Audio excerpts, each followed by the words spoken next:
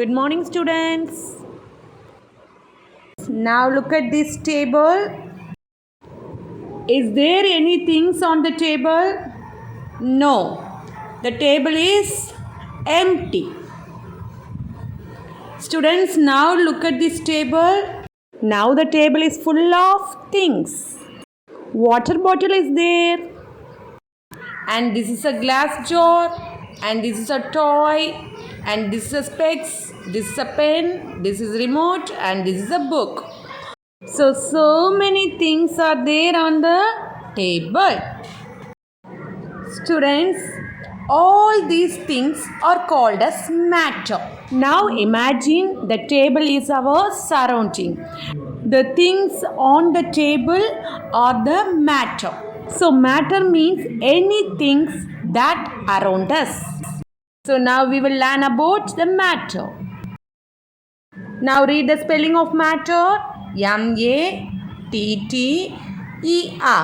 Matter. Once again, M-A-T-T-E-R.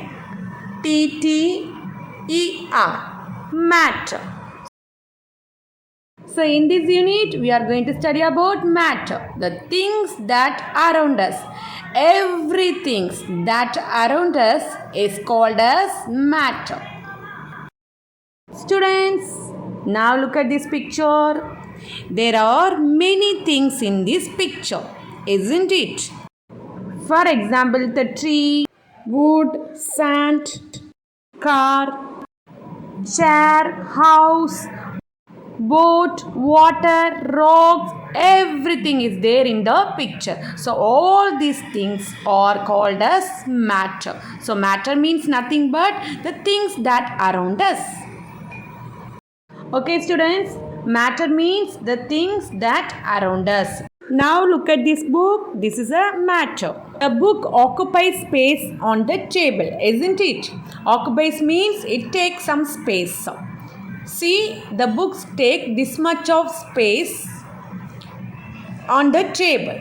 So the book occupies some space on the table. Book is a matter that takes space. Means it occupies space. Students, the book is one of the matter. It occupies or it takes space on the table. So from this, we understand the matter occupies space. Students, now look at these two jars. This is an empty jar and this jar is filled with water.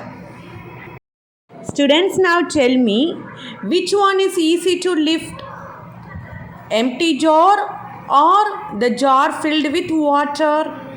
Yeah, good. The empty jar only. The empty jar is easy to lift because it has less weight. But the jar which is filled with water is too weight. It's not easy to lift compared to the empty one. So students, from this we understand the matter has weight. The glass jars are the matter that has some weight. So this empty jar has less weight and this jar has more weight. So from this we understand that matter have weight. So students, the matter takes space and also the matter have weight.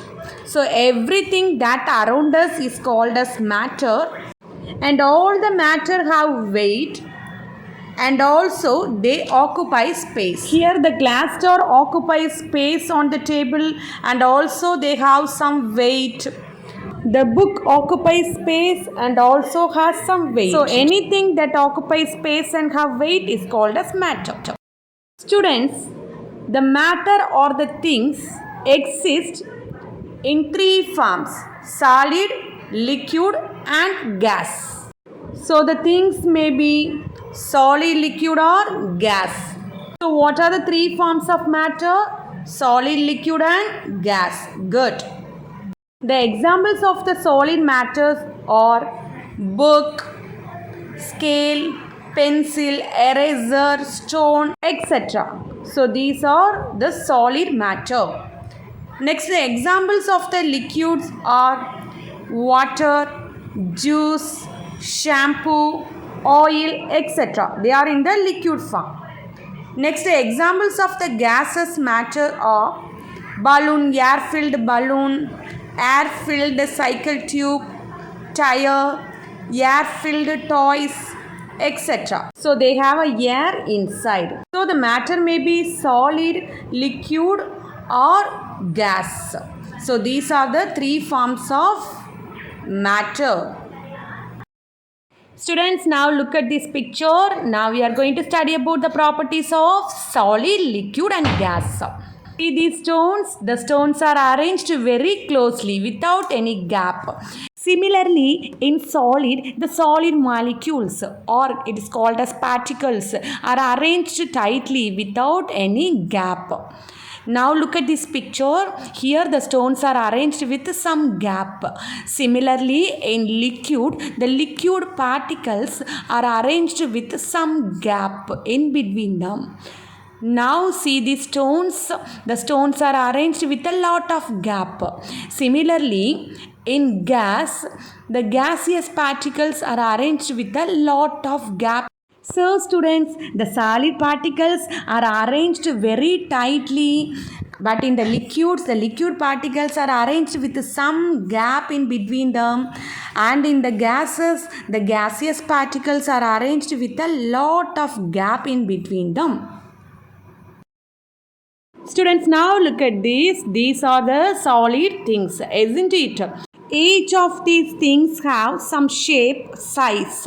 This book has some shape and size, isn't it? And this object has some shape and size, and this object also has some shape and size. So from this what we understand, the solid things have some shape, size. Okay? And the solids have volume. Volume means nothing but the space occupied by the solid object. Now this book occupied this much of space here, and then this object occupies this much of space on the table, and the remote also occupies space. So all the solid things have volume. Volume means the space occupied by the solid objects. And then the solid things are incompressible. Incompressible means capable of changing the shape by giving pressure. The solid things are incompressible because we cannot change the shape of the solid object by compressing or by giving pressure. Students, now look at this. Here the jar is filled with water, isn't it? The water does not have any shape and size, but it takes the shape of this container. So from this what we understand, the liquid things do not have any shape and size, but it takes the shape of the container that hold it. Next, the liquid things occupy space in the container, means they have volume. Next, liquids can flow. If you flow the water, it flow in all the direction. So the liquid can flow from one direction to another direction. So the liquids can flow. Next, the gases. The gases have no proper shape and size, and it does not have any volume because it does not occupy in the proper space. And the gaseous things can freely move in all the directions. So the gases can move in all the directions. Next, the gases are freely compressible. If you press the balloon, and we can change the shape of the balloon. So from this what we understand, the gases are easily compressible. So students, the matter classified into solid, liquid and gases.